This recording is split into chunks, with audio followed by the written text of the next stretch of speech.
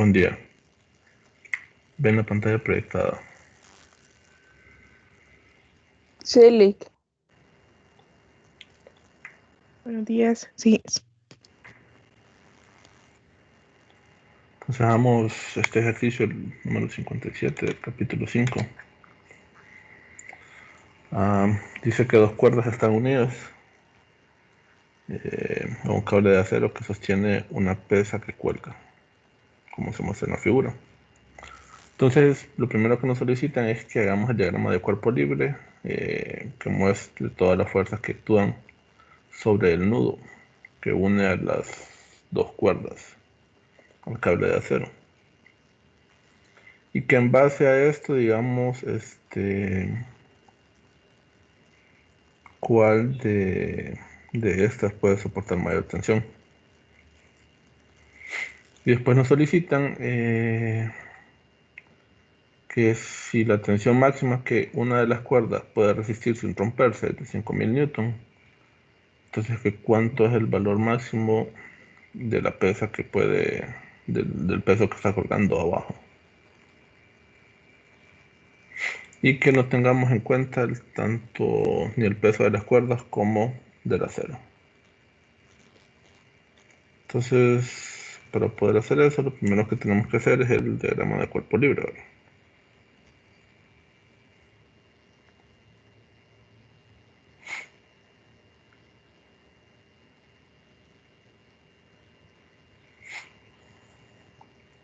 ¿Y qué fuerzas están actuando sobre el nudo o en el nudo?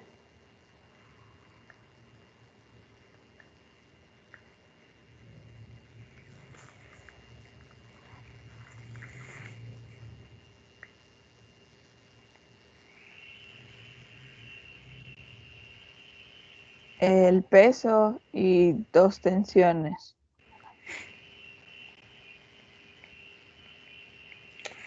En el nudo solo hay tres tensiones, ¿verdad?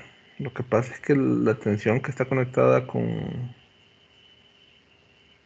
por así decirlo, con el peso, tiene que ser igual al peso porque no hay nada más actuando. Pero por ejemplo, aquí debemos de tener una tensión, aquí debemos de tener otra, y aquí debemos de tener otra, ¿verdad? Si después nosotros analizásemos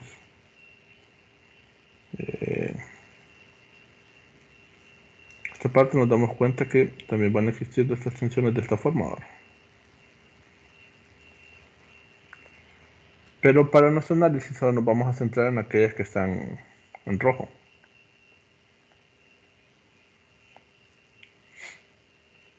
Entonces, en las Y negativas,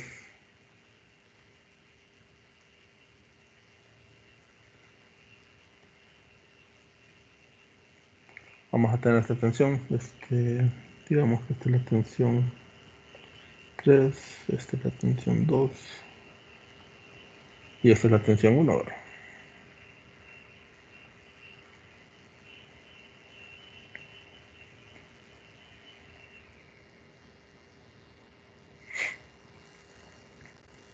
La tensión 2, ¿qué ángulo tendría respecto a X?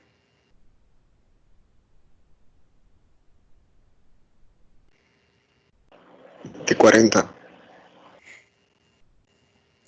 Son ángulos opuestos los que tenemos ahí, ¿verdad? Sí.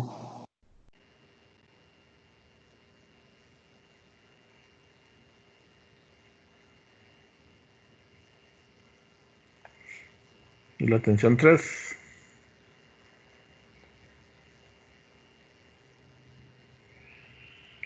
¿qué ángulo tenemos respecto a X?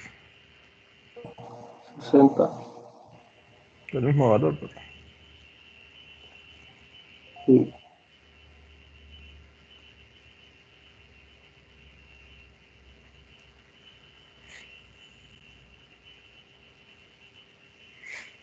Ahora, con el diagrama de cuerpo libre, ustedes ven cuál de las dos tensiones soporta más fuerza. No, ¿verdad? Lo que tenemos que hacer acá es un análisis de de fuerzas. Entonces, para hacer eso tenemos dos tensiones que no están exactamente sobre un eje, entonces tenemos que trabajar con sus componentes. En este caso,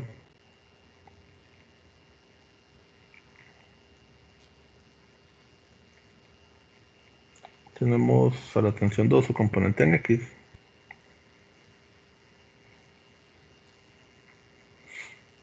Tenemos a la tensión 2 su componente en Y.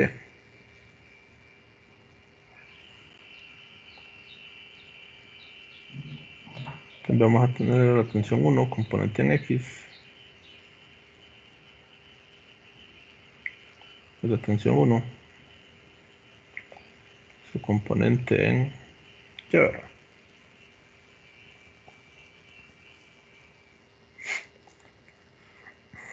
Entonces, en este caso, la sumatoria de fuerzas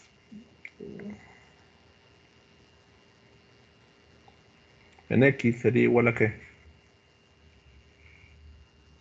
Solo tenemos dos opciones, ¿verdad? 0 o masa por aceleración. En este caso sería igual a ¿qué? 0.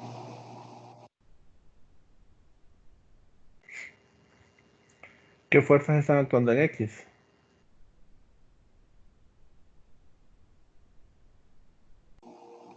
Las dos tensiones. Los dos componentes de tensión, ¿verdad? Es decir, T2X en la dirección positiva y T1X en la dirección negativa, ¿verdad?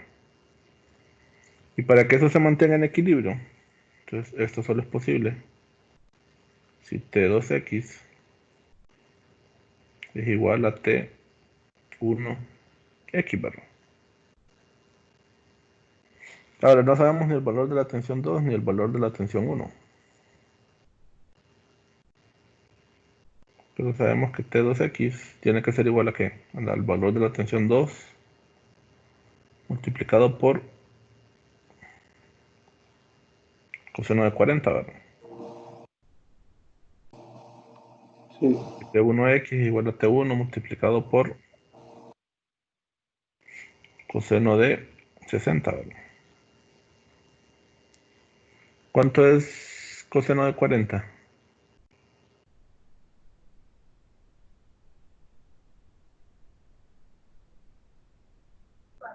0.766.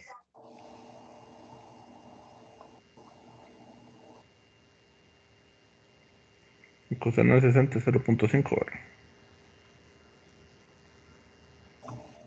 Sí. Entonces llegamos a esa relación, ¿verdad? Y acá lo que podemos hacer es dejar a una de las dos tensiones en función de la otra.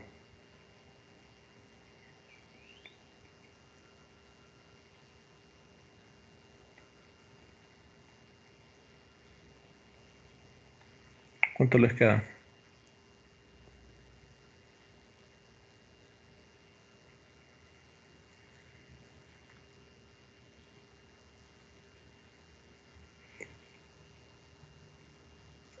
0.653. 653.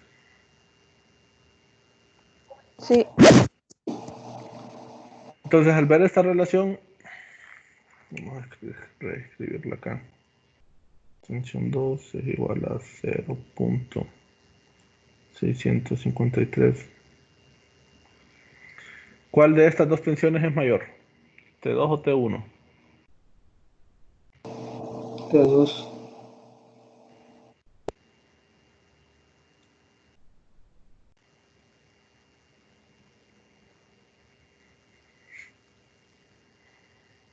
¿Qué dicen los demás?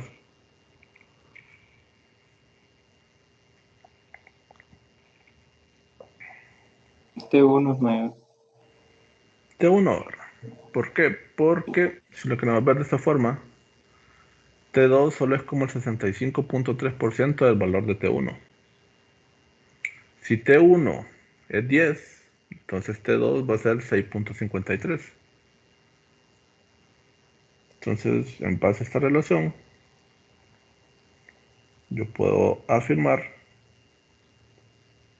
que T1 es mayor que T2.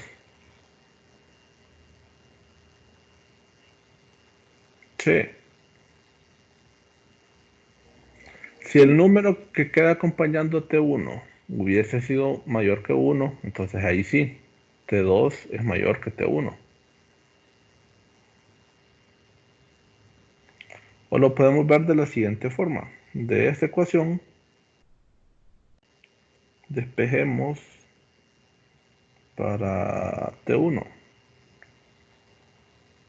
Entonces sería que T1 es igual a 0.766 entre 0.5 multiplicado por T2. ¿Cuánto les queda? 1.532.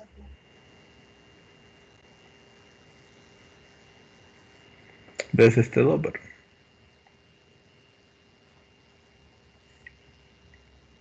Si lo reescribimos, T1 es igual. Entonces, si T2 vale 10, entonces T1 va a valer 15.32.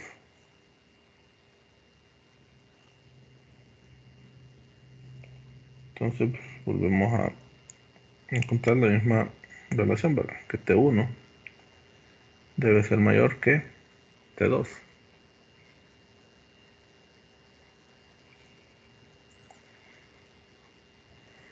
Ahora, no sabemos si esos valores van a ser mayores que la tensión 3, ¿verdad? Solo sabemos la relación entre T1 y T2. Para encontrar respecto al otro término, ocupamos hacer sumatoria de fuerzas, pero en Y, ¿verdad? Sumatoria de fuerzas en Y debe ser igual a ¿cuánto?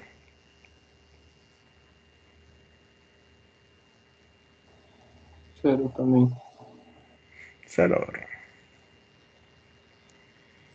¿Qué fuerzas tenemos? Bueno, la componente de la tensión 1 más la componente de la tensión 2 menos la tensión 3, ¿verdad?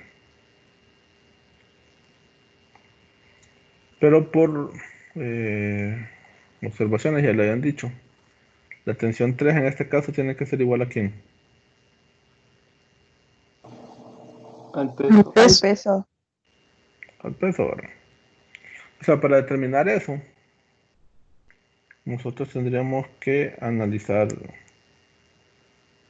el diagrama de cuerpo libre acá, ¿verdad?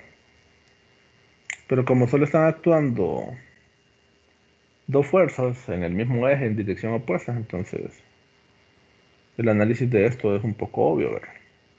Entonces podemos saltárnoslo. Si les tocara un caso en el cual no fuera así, o sea que son dos fuerzas pero no están actuando en la misma dirección, entonces sí hay que analizar qué está ocurriendo ahí, ¿verdad? En este caso no. Entonces sabemos que la tensión 1 es igual a seno de 60, ¿verdad? Más la tensión 2 por seno de 40. Y esto tiene que ser igual a la tensión 3, que es igual al peso del objeto, ¿verdad? Sí. Sí. ¿Cuánto es seno de 60? 866, ¿verdad?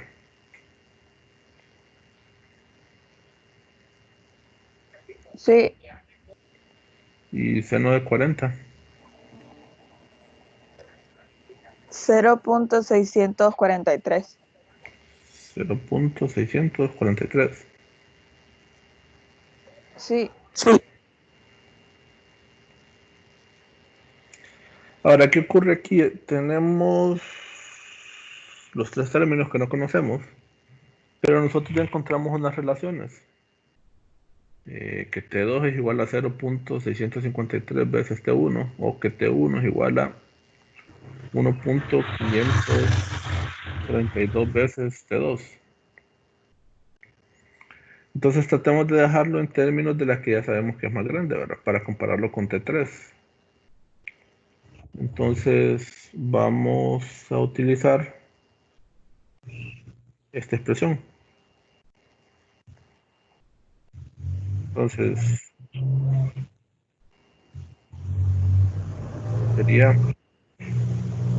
0.666 veces T1 más 0.643.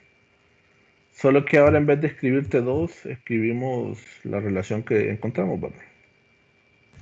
Es decir, 0.653 veces T1. Y esto tiene que ser igual a T3.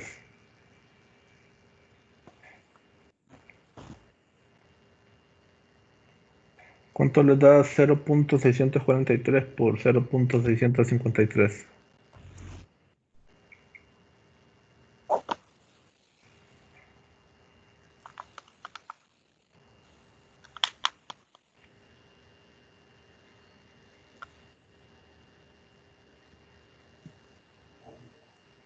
$0.419. Así. Pero creo que se redondea porque después del 9 hay un 8. 0.42. Sí, 0.42.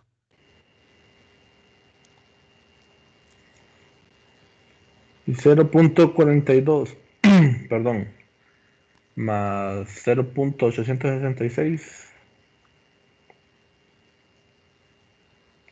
1.286.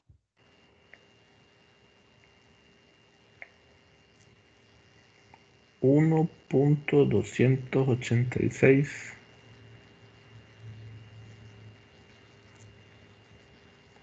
Y nos queda esta expresión, ¿verdad?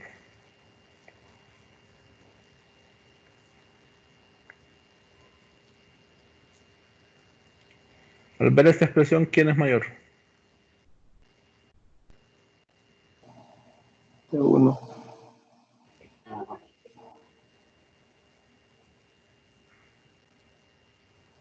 T3. T3, ¿verdad? Fijémonos, si T1 vale 10, entonces T3 tiene que valer 12.86.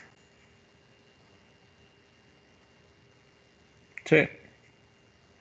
Sí, ¿Qué nos dice el inciso B? Si la tensión máxima de una cuerda que resiste sin romperse es de 5000, determina el valor máximo de la pesa de las cuerdas.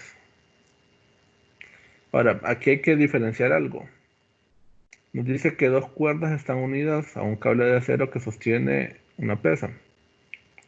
O sea, tengo tantas cosas acá.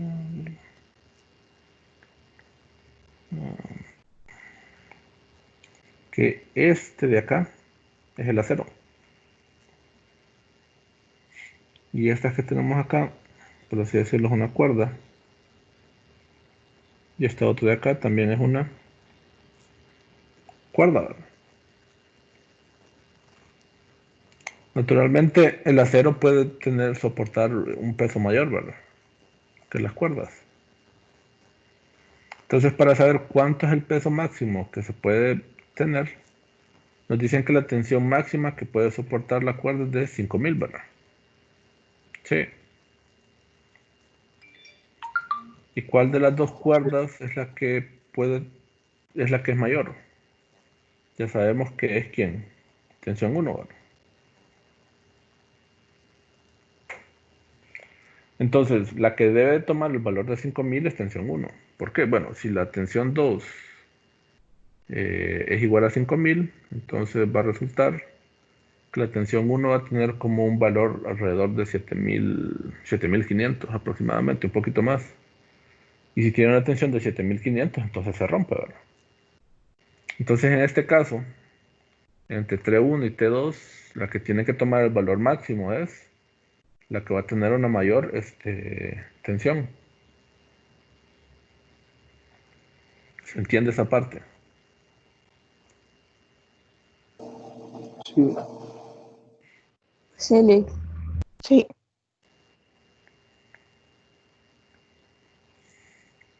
Entonces, como T1 es mayor que T2,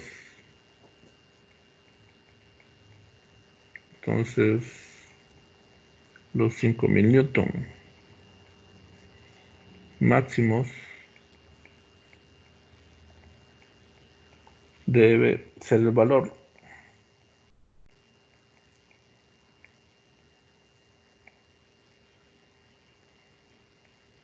de T1 barra. Entonces esa función T1 va a tener un valor de 5000 newton barra. ¿Y qué es lo que nos están preguntando acá? Que cuál es el valor máximo que pueden sostener las pesas, ¿verdad? O sea, cuánto es el peso de este objeto. Entonces tenemos esta relación, ¿verdad? Que T3 es igual a 1.286 veces T1.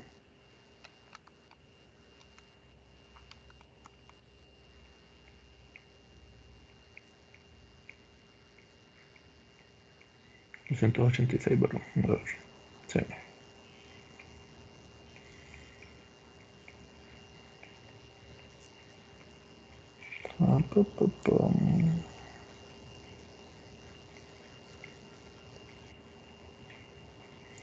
¿Qué valor les queda?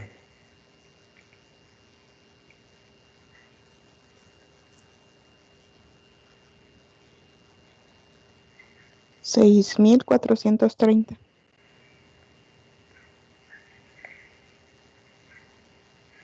6430. Sí.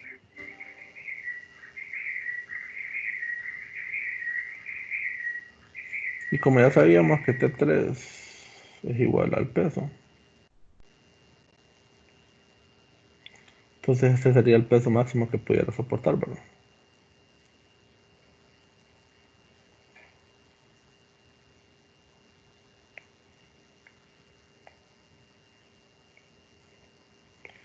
Ese sería el valor de la respuesta del inciso B.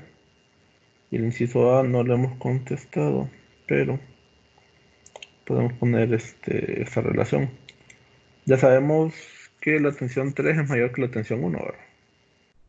Entonces la Sí. tensión 3 es mayor que la tensión 1. Y la tensión 1 a su vez es mayor que la tensión 2. Entonces esa sería la relación entre las tensiones, ¿verdad? Hay una forma que se puede ver solo con el diagrama de cuerpo libre. Y es, por ejemplo, comparando el eje Y. Tensión 1, la tensión en Y de este es mucho mayor que la tensión en Y del 2. ¿Por qué? Comparando el ángulo. Si tenemos un ángulo de 60 comparado con uno de 40, esto va a ser, si volamos seno de 60 es mayor que seno de 40. Entonces la componente en Y de S tiene que ser mayor. Y ambas cuerdas lo que están es compensando el peso generado por la tensión 3 en Y. Entonces como tensión 3 no tiene ángulo, entonces esa tiene que ser la mayor. Y después de las siguientes dos, la siguiente mayor es aquel que tenga un ángulo más cercano a 90, que es el caso de la tensión 1. Y tensión 2, 40. Si tensión 1 y tensión 2 hubiesen tenido el mismo ángulo, entonces hubiesen tenido el mismo valor.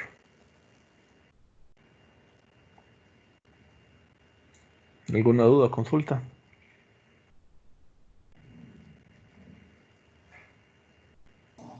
Vale. No, ninguna. Entonces hagamos este otro ejercicio, el 35. Dice, dos cajas unidas por una cuerda están sobre una superficie horizontal. La caja A tiene una masa m sub A y la B tiene una masa m sub B. El coeficiente de fricción cinética entre las cajas y la superficie es mu sub K. Una fuerza horizontal F tira de las cajas hacia la derecha con una velocidad constante. Si la velocidad constante, ¿qué pasa con la aceleración? Es igual a 0. No existe. Igual a 0. Entonces dice, en términos de m sub a, m sub b y m sub k, calcule la magnitud de la fuerza F. Calculemos también la tensión entre la cuerda que une los bloques y que nos pide que incluyamos el diagrama de cuerpo libre. Entonces tenemos que iniciar por quién? Por el diagrama de cuerpo libre, ¿verdad? Como tenemos dos objetos, la masa A y la masa B, entonces tenemos que empezar por ella, ¿verdad? Entonces vamos a tener dos diagramas de cuerpo libre.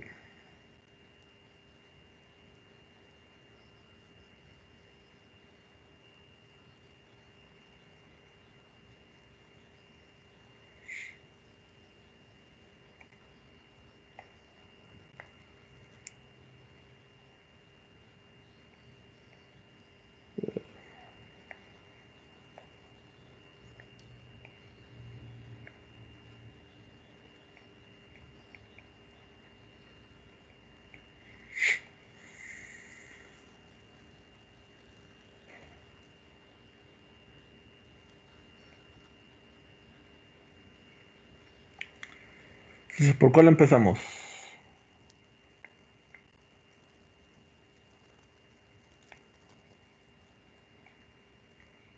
Por A, Entonces, ¿qué fuerzas están actuando en A?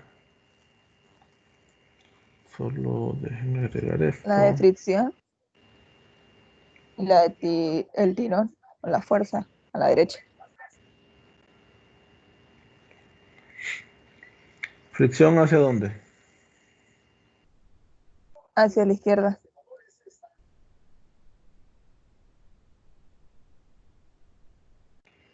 Entonces, esta es la fuerza de fricción cinética en A.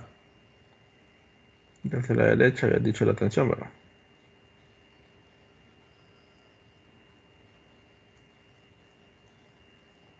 ¿Qué otras fuerzas actúan en A? La normal y el peso.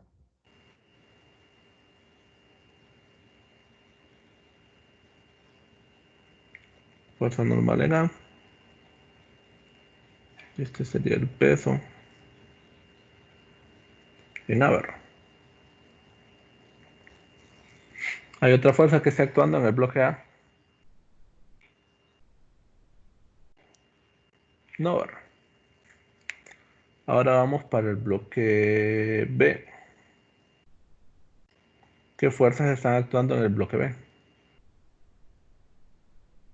La tensión a la izquierda, la fuerza a la derecha, el peso y la normal.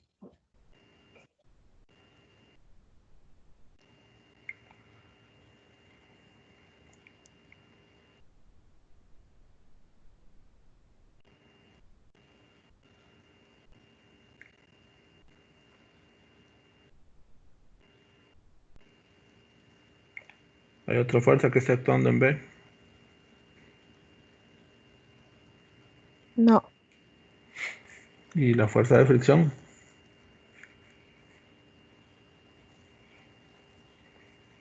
La caja B también va rozando la superficie. Y leen arriba, dice el coeficiente de fricción entre las cajas y la superficie es mu sub k. O sea que aquí vamos a tener una segunda fuerza que está actuando en esta dirección.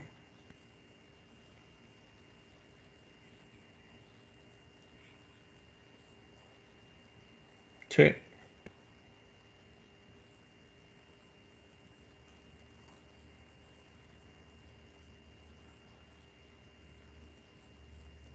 ¿Falta alguna fuerza?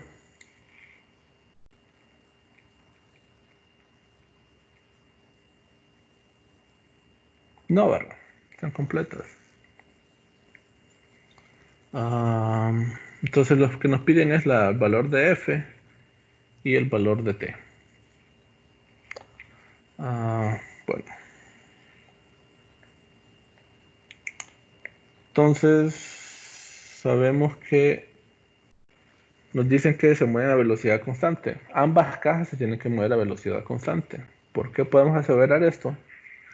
Bueno, porque están unidas por una cuerda. Si están unidas por una cuerda, entonces esto va a hacer que sus condiciones de movimiento sean iguales. Cuando mirábamos la máquina de Atwood, decíamos que con las mismas características que una caja estaba subiendo, la otra iba a ir descendiendo, ¿verdad? Entonces ocurre lo mismo en, en esta situación. Si la caja B avanza 10 centímetros a la derecha, la caja A también va a avanzar 10 centímetros hacia la derecha, ¿verdad? Entonces son objetos que tienen cuyo movimiento está ligado. Entonces, para la caja A,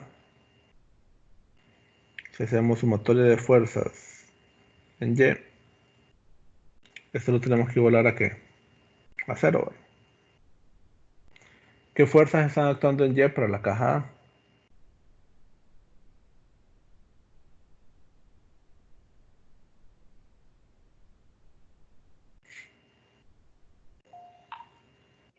La normal menos el peso.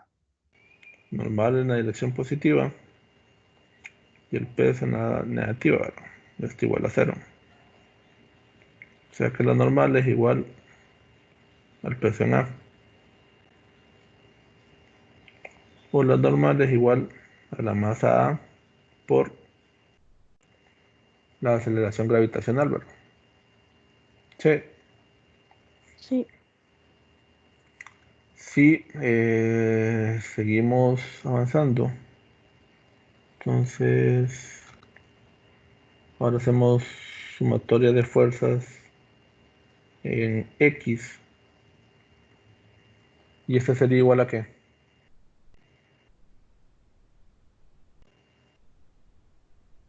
Siempre que tenemos sumatoria de fuerzas tenemos dos opciones, o es igual a cero o es igual a masa por aceleración. En este caso, ¿cuál sería? Igual a Masa. cero. Cero, ¿verdad?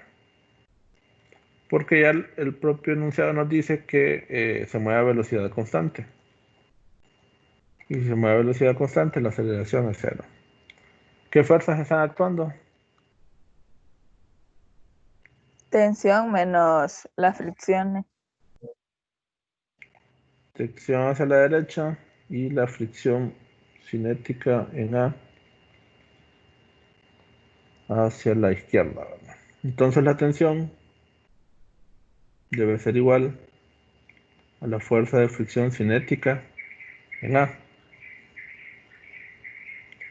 Pero nosotros sabemos que la fuerza de fricción cinética es igual a ¿qué?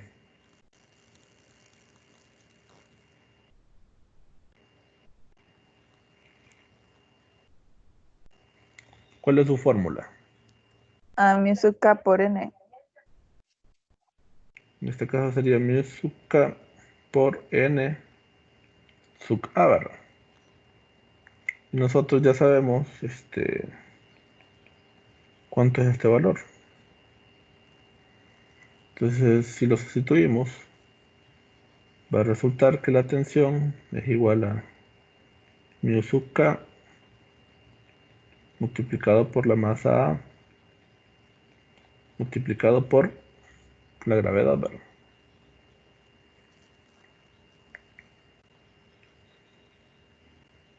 Entonces este resultado nos va a interesar cuando estemos trabajando en el otro eje.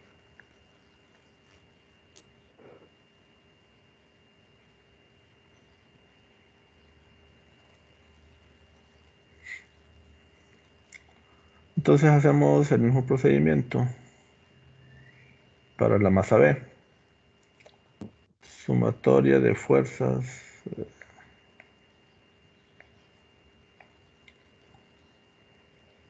sumatoria de fuerzas en Y debe ser igual a ¿cuánto? A cero. ¿Qué fuerzas participan? Bueno, normal de B, unas positivas y el peso en B. ¿Qué relación nos da esto? Bueno, que la normal en B debe ser igual al peso en B. Entonces la normal en B debe ser igual a la masa B por la gravedad, ¿verdad? Sí. Sí.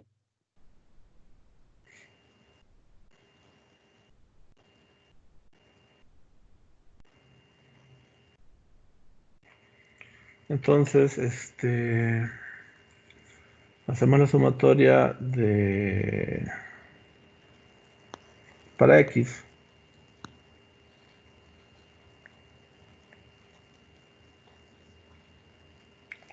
Y sumatoria de fuerzas en X siempre es igual a ¿cuánto? A 0, ¿verdad? ¿Qué fuerzas están actuando en X? F menos T y menos la fricción en B.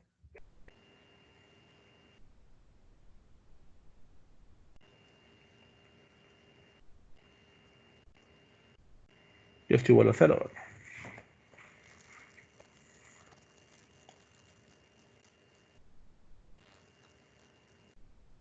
Entonces, ¿cómo queremos despejar para F? F en este caso tendría que ser igual a la tensión más la fuerza de fricción en B, ¿verdad?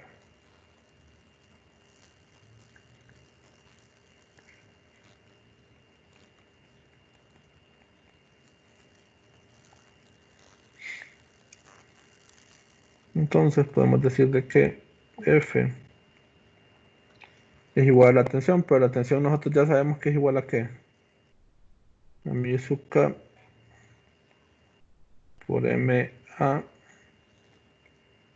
por la gravedad, ¿verdad? Y F sub K para B sería igual a ¿cuánto? A mi sub K multiplicado por la normal en B, ¿verdad? Este término es este y este otro término es este, ¿verdad? Sí. Y nosotros Sí. ya sabemos también cuánto es la fuerza normal de la sumatoria de fuerzas en Y. Entonces ahora solo sustituimos y F va a resultar que es igual a mu sub K MA por la gravedad más mu sub K por M sub B por la gravedad, ¿verdad? ¿Qué nos pedía el ejercicio? Que expresemos las respuestas en términos de M sub A, M sub B y mu sub K. O sea que dejemos planteada la respuesta en función de estos valores. Entonces, para la fuerza, G es una constante, ¿verdad? Entonces podemos escribir 9.8 veces mu sub K MA más MB, ¿verdad?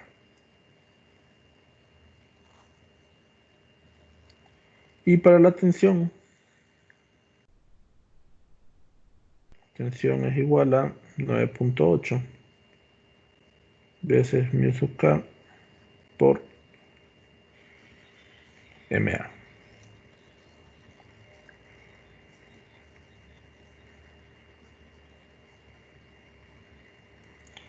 Y esas serían las respuestas para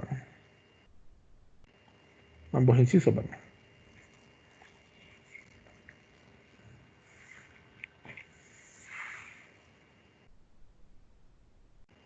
¿Alguna duda o consulta?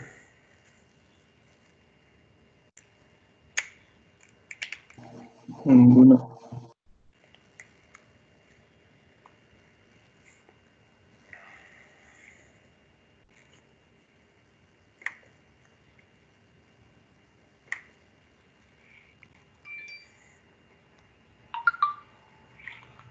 Ahora ven proyectada como una especie de... Les cambió, ¿verdad? Sí. Vemos el fondo de su pantalla. Sí.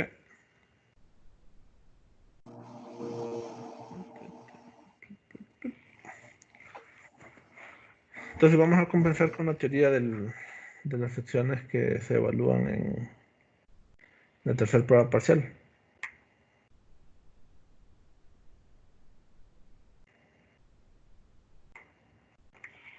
Permítanme.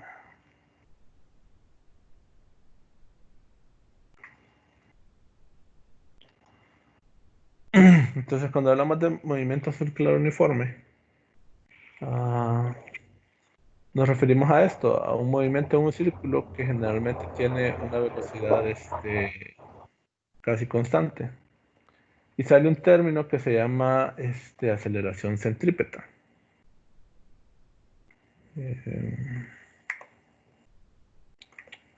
La forma como se explica en esta presentación no es tan descriptiva. Les voy a compartir un enlace donde sale un poquito más detallada. No sé si alguna vez han escuchado eso de la fuerza centrípeta y la fuerza centrífuga. No. Cuando se cambian de coordenadas de cartesianas a polares, por ejemplo, la aceleración en X y en Y, o, por ejemplo, la aceleración es un vector que tiene componentes en X y en Y, ¿verdad? Pero cuando cambiamos a una coordenada polar,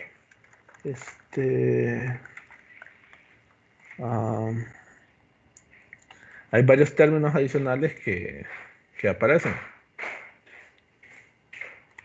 Y eso lo podemos ver en este enlace.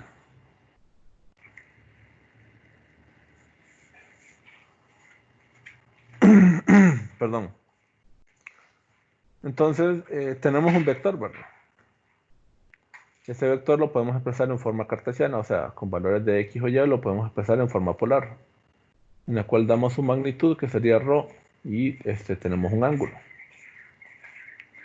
Entonces, en la forma en rojo están los vectores direccionales para X y Y, y en la parte en verde están los vectores direccionales para ρ y el ángulo, o la magnitud y el ángulo de esta. ¿Qué ocurre? En X y en Y, la ubicación de X y Y siempre va a ser la misma. Pero de ρ y de el ángulo, vectores unitarios, no siempre van a ser la misma. Entonces, ese pequeño detalle para estos vectores unitarios va a hacer o va a provocar de que surjan nuevos términos.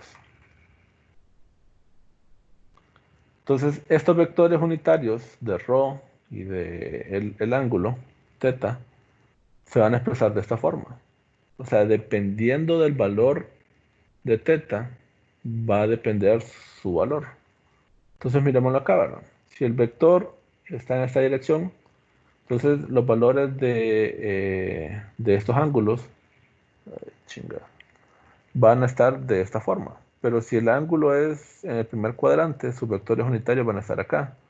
Pero si está encima del eje Y, entonces sus vectores unitarios van a estar acá, ¿verdad? Entonces fijémonos, este es ρ ahora apuntando hacia el segundo cuadrante, y este es el vector unitario de ρ ahora apuntando hacia las Y negativas. Entonces, perdón, hacia las X negativas, empezó hacia las Y positivas, perdón, este es el del ángulo, θ. Termina apuntando hacia las X negativas, y con la magnitud empieza sobre las X y termina apuntando sobre las Y. Entonces, ese pequeño factor degenera varias cosas, o surgen situaciones adicionales. Entonces, la forma correcta para determinar el vector está determinada por esta forma: la magnitud por el vector direccional de la magnitud. Pero, bueno, cuando hablamos de posición es mucho más tranquilo, pero ¿qué pasa cuando empezamos a hablar de velocidad y de aceleración? Las relaciones siguen siendo las mismas. El vector de velocidad es igual a la derivada del vector de posición respecto al tiempo. Bueno, entonces surgen elementos similares. Y recordemos que la derivada de un vector o la derivada de un producto es igual a ¿qué? A la derivada del primer elemento multiplicado por el segundo término más la derivada del segundo elemento multiplicado por el primer término. Entonces, si R es ρ por el vector direccional en ρ, entonces es un producto. Entonces, para hacer su derivada, ah, tenemos que hacer este producto. Cuando hablamos de las componentes X y Y, Z, también se aplica la misma forma. Pero ¿qué pasa? Como el vector unitario en X no cambia, entonces la derivada de una constante es 0, ¿verdad? O sea, este término, cuando hablamos de coordenadas cartesianas, es 0. Entonces no tiene sentido tomarlo. Solo nos quedamos con este primer término, que es la componente que estamos analizando derivándolo con respecto al tiempo. Pero como miramos que estos vectores unitarios no se mantienen constantes, sino que van cambiando, entonces esta derivada del vector unitario respecto al tiempo ya no es 0, sino que es un valor distinto de 0. Entonces para la velocidad nos queda esta relación. La derivada respecto al tiempo de ρ, cuando aparece un punto arriba, eso significa derivada respecto al tiempo en la dirección del vector unitario, más el valor de ρ multiplicado por la derivada del vector unitario de ρ. Entonces, al hacer esta derivada, si recordamos, los vectores unitarios están en función de ¿quién? De teta, ¿verdad? Entonces, por eso se hace este cambio de variable y resulta esta relación. Y este término que tenemos acá es básicamente la velocidad angular. No se preocupen por esto, solo es para hacer una demostración. Esto es quizás algo que vamos a ver en el tercer parcial. Entonces queda esta expresión. Y este término que tenemos acá, si lo comparamos y recordamos, es igual al vector unitario. Entonces fijémonos en esto. Cuando hablábamos en coordenadas cartesianas X, Y y Z, siempre era la componente derivada respecto al tiempo, ¿verdad? Y vemos que aquí está presente. Aquí está ρ derivado respecto al tiempo y aquí está teta derivado respecto al tiempo. Pero producto de los vectores unitarios para las coordenadas polares que están variando, entonces salió este término, ρ, el valor o la componente multiplicado por teta punto. Entonces, ahora vamos al vector de aceleración y sigue siendo lo mismo. Aquí está malo, tendría que ser la velocidad o la doble derivada respecto a r. Entonces, siempre se aplica lo mismo, solo que ahora tenemos dos términos y los términos que tenemos acá son multiplicaciones. Entonces, si de cada término su derivada salen 2, entonces si tenemos dos términos, ahora van a aparecer 4 términos. Y nuevamente, ¿por qué ocurre esto? Porque los vectores unitarios para coordenadas polares no son constantes, sino que cambian en función del ángulo. A lo que quiero llegar es a este último término. Ahora la aceleración, si se expresa en coordenadas polares, no es, por ejemplo, como cuando hablamos de coordenadas cartesianas, la componente en X en la dirección de X, más la componente en Y en la dirección de Y, ¿verdad? Ahora tenemos estos 4 términos. Y si se fijan, 2 de estos términos están en la dirección de la magnitud del vector, o de mu sub ρ. Y estos 2 términos están en función de el valor o teta. para recordar que esta función, ¿verdad? Rho tiene que ver directamente hacia la magnitud. Y si Rho es positivo, entonces me lleva cada vez más lejos del centro. Pero si Rho tiene un valor negativo, entonces me está atrayendo hacia el centro. Con mu sub teta, si este es positivo, me hace girar en dirección contraria en las manecillas del reloj. Pero si mu sub teta es negativo, entonces me hace girar en dirección, en la misma dirección de las manecillas del reloj. Entonces, ¿qué ocurre acá? Cuando nosotros tenemos un movimiento circular uniforme, hay dos condiciones. Uno es que el movimiento se produzca encima de un círculo. Entonces, si se produce encima de un círculo, el valor de Rho o el valor de R es constante. Y la otra es que la velocidad con la cual esté girando sea constante. Entonces, con estas dos condiciones que mencionábamos, analizamos cada uno de estos términos. Si el movimiento es un círculo, dijimos que el valor de Rho o de R es constante, ¿verdad? Entonces, esta doble derivada respecto a Rho tendría que ser ¿cuánto? 0, ¿verdad? Si el valor de Rho no cambia respecto al tiempo y lo derivamos respecto al tiempo, entonces su primera derivada es 0. Y una derivada de 0 vuelve a dar 0. Ahora, este término sobrevive, porque este término me indica la velocidad con la cual está girando el objeto a un valor de Rho constante. Entonces este término sobrevive. Vamos a este término de acá. Hay una derivada respecto a Rho. Sabemos que el valor de Rho es constante, entonces este término tiene que ser 0. Y de este otro término aparece la aceleración del giro. Pero si se está moviendo a una velocidad constante, entonces la aceleración debido al cambio de velocidad no existe porque la velocidad es constante. Entonces este término también desaparece. Entonces para un movimiento circular uniforme, los dos términos que dependen del vector direccional de θ son 0. Y este primer término se hace 0. A este término que tenemos acá se le conoce como el responsable de la fuerza centrífuga. ¿Qué es lo que hace eso? Saca o trata de expulsar del centro del círculo hacia afuera.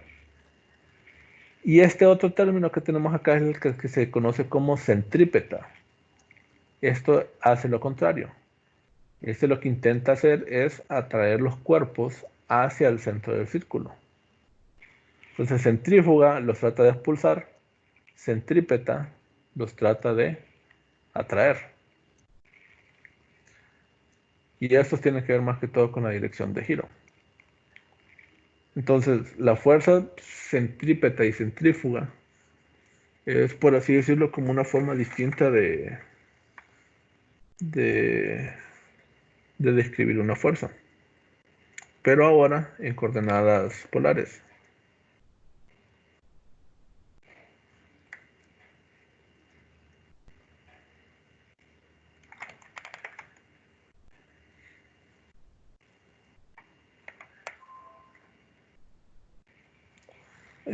Si quieren, tomemos por el momento un receso de unos 20 minutos y después seguimos hablando del tema. Pero solo recuerden esto, este término, cuando hablamos de un movimiento circular uniforme, es el único término que va a sobrevivir. Y ya lo vamos a ver descrito de una forma más fácil de analizar. ¿Dudas o consultas hasta aquí?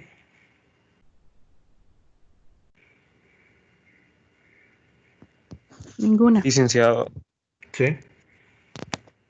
dice que como que no me deja comentar en el Teams. No sé, parece que me dice que el administrador me deshabilitó la opción de de comentar. Pero no tengo nada bloqueado.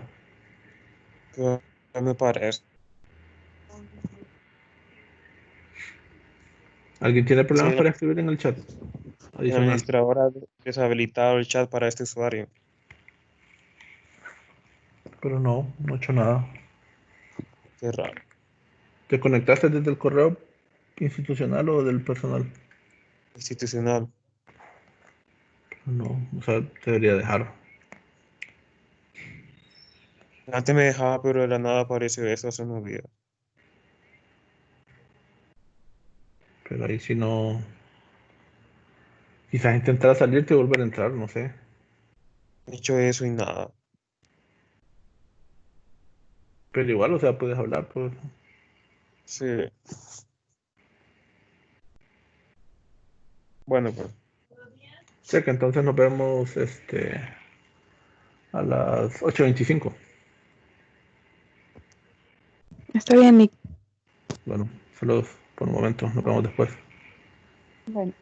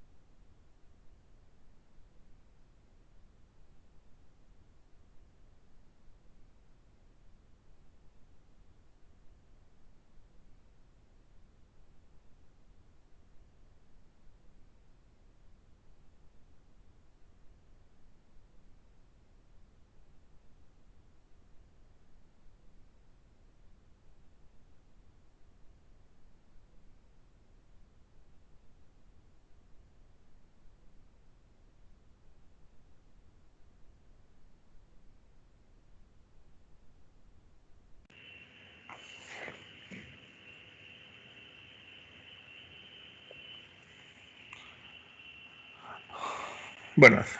Ven la pantalla proyectada, ¿verdad? Sí, Lick, sí se ve.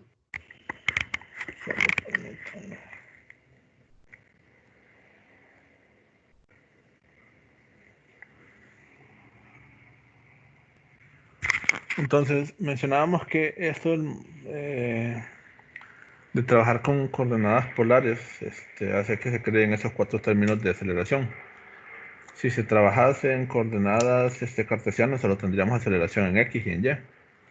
Pero hay ocasiones que el movimiento es mejor trabajarlo en función de estos nuevos parámetros, porque es mucho más fácil de escribirlo. Entonces, uno de estos casos específicos es del movimiento circular uniforme. Y como ya les había adelantado, un movimiento circular uniforme incluye que el movimiento se da exactamente sobre un círculo y que se está realizando a velocidad constante, al menos a velocidad angular constante.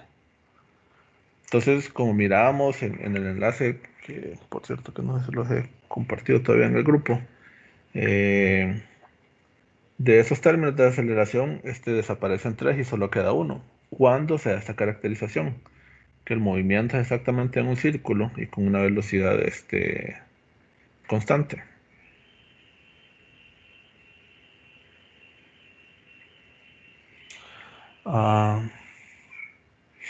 Entonces, en estos términos estamos hablando de que la velocidad o la magnitud de estas velocidades son similares.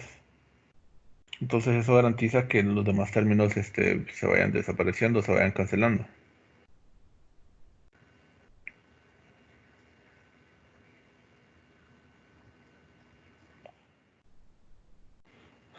Y como hemos mencionado, no importa si va en dirección hacia arriba o hacia abajo, como sería el caso de la velocidad 2.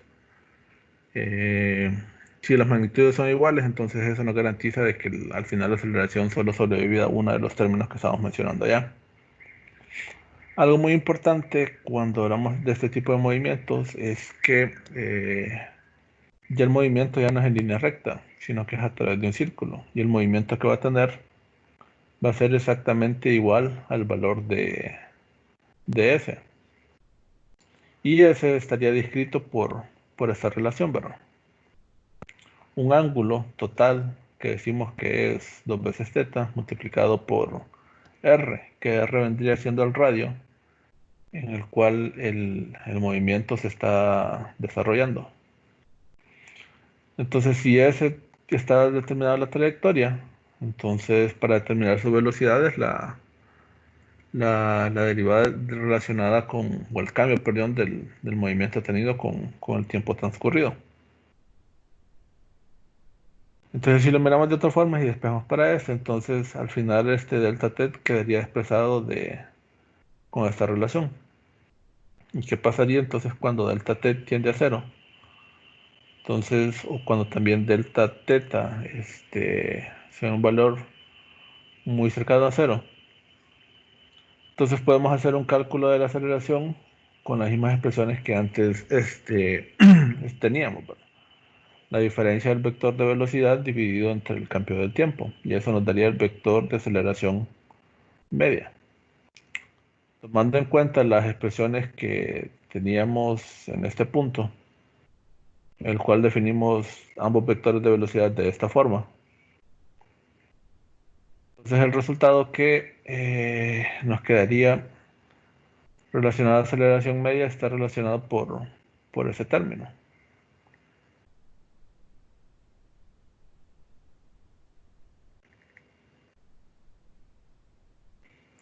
Y si sustituimos el valor que habíamos encontrado para delta teta, que lo teníamos en esta parte de acá, entonces este término que habíamos encontrado de velocidad media quedaría expresado de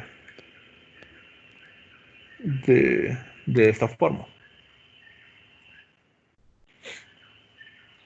Y ya simplificando el resultado, entonces queda este valor. Muy importante si comparan este valor con el que hemos visto anteriormente. hay ciertos puntos en común, ¿verdad? De este valor hemos dicho que no sobrevivió este valor. En este ρ vendría siendo igual al R mayúsculo que tenemos acá. Y esta es una velocidad angular al cuadrado que está directamente relacionada con la velocidad al cuadrado que tenemos aquí presente. Entonces, ¿qué pasa cuando teta tiende a cero? No sé si alguna vez, bueno, no, eso generalmente se mira en física 200, pero quizás, no me acuerdo si esto es en 1911. Las funciones trigonométricas para valores diminutos de ángulos, tienen ciertas características. Una de ellas es que teta, perdón, el seno de teta tiende al valor de teta. Por ejemplo, si ustedes agarran su calculadora ahorita y lo ponen en funciones radiales y ponen seno de 0.1, ¿cuánto les da?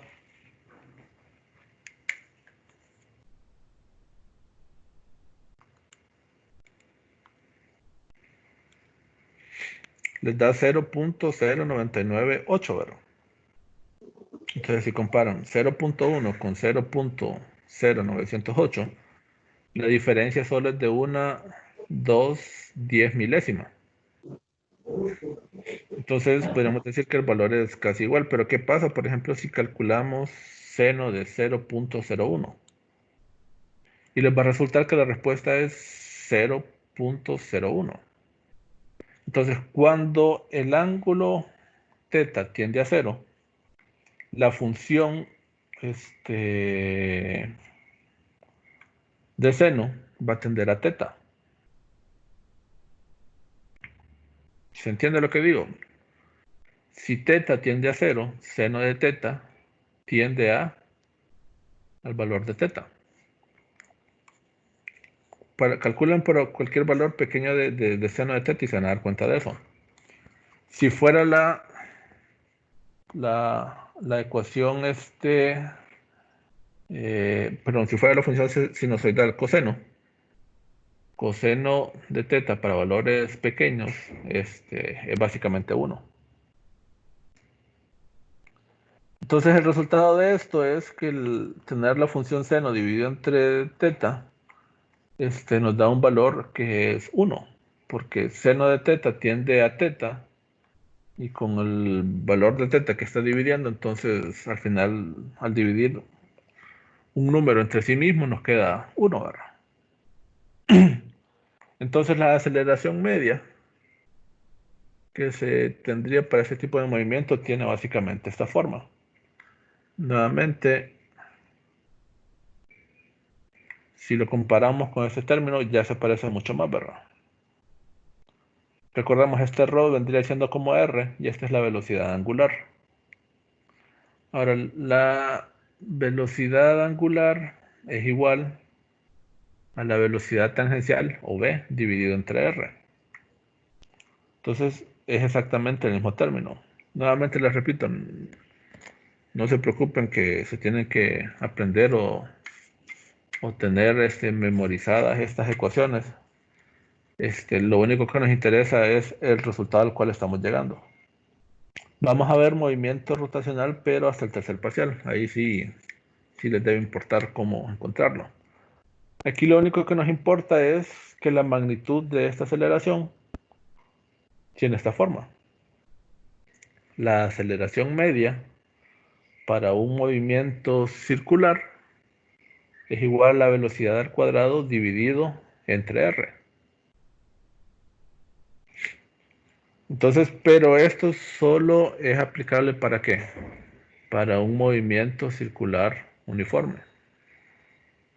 Es decir, cuando estemos en un movimiento circular uniforme, entonces va a existir una aceleración que va a tratar de jalar los objetos hacia el centro. Y la magnitud de esa aceleración es igual a ese término. Velocidad al cuadrado dividido entre r. Y a esto se le va a conocer como aceleración radial o aceleración centrípeta.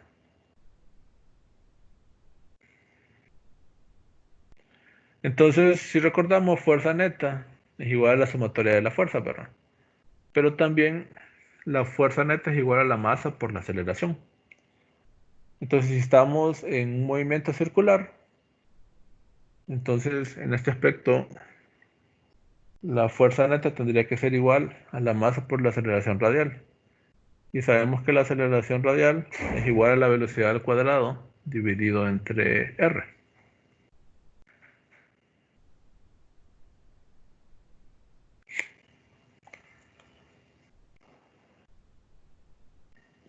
Entonces, en este caso específico, y si solo estuviéramos trabajando de fuerza radial, ¿en qué dirección esta trataría de atraer al objeto? ¿Hacia afuera del círculo o hacia su interior?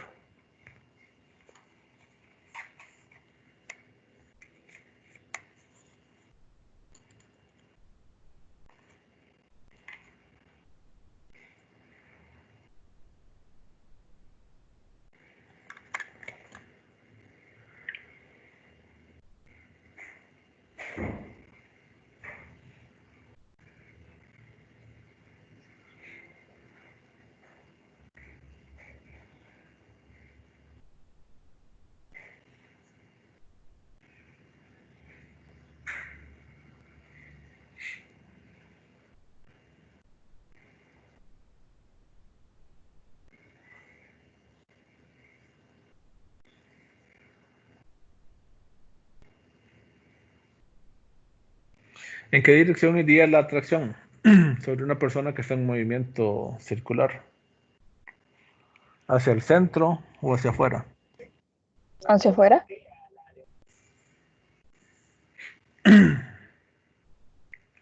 Eh,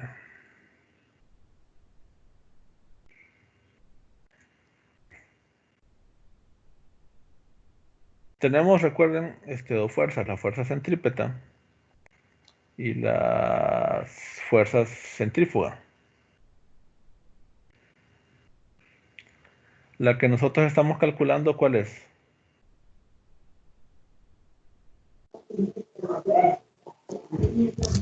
La centrípeta. Centrípeta. ¿Y la centrípeta qué hace?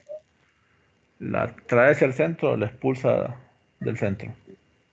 Lo atrae Hacia hacia el adentro. centro. La trae hacia el centro, ¿verdad? Recuerden la expresión que teníamos acá, aquí sí se mira un poco más definido. Este término, perdón, que tenemos acá, es la que corresponde a la aceleración centrífuga, perdón. Recordemos que la aceleración centrífuga, esta trata de sacar al objeto. Y la fuerza centrípeta es la que trata de traerlo hacia el centro. Con un movimiento circular uniforme, ya habíamos analizado que este término y este otro término se hacen cero. Y que el único que sobrevive es ese término, que es la fuerza centrípeta.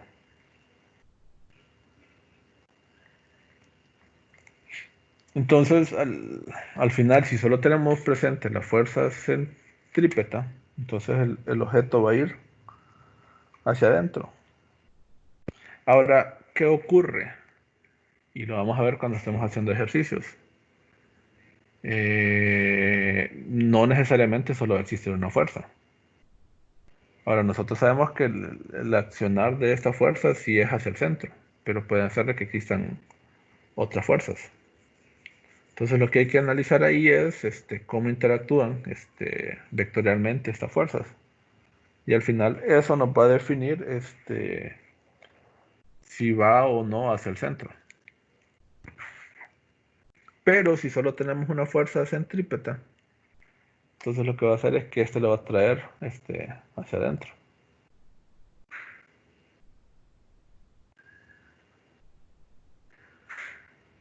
¿Alguna duda o consulta?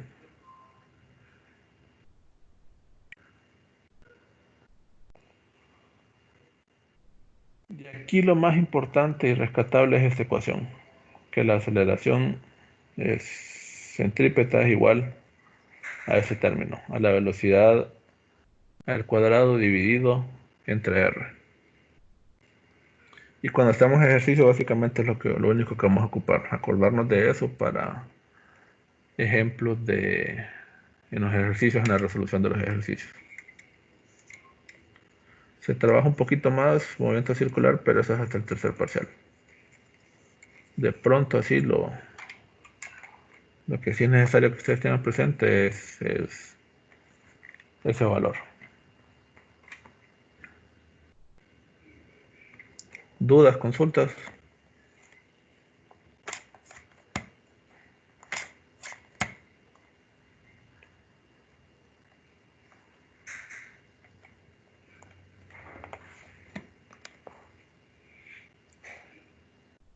Ninguna ley. Entonces dejamos esto por aquí. Les voy a compartir estos documentos. Los ejercicios sí están subidos en el campus y solo faltaría subir este documento que hicimos hoy. Está bien, Lick. Entonces nos vemos el lunes. Sí. Pasen buen fin de semana. Entonces recuerden que ayer habíamos mencionado que se reducían los ejercicios a 5 y las preguntas a 2. Entonces para que lo tengan presente. Si alguien Está ya bien. había entregado el trabajo y había hecho 7 y 3, entonces si tiene algún ejercicio malo, entonces reviso el siguiente y si está bueno, entonces le vale por alguno malo que tenga.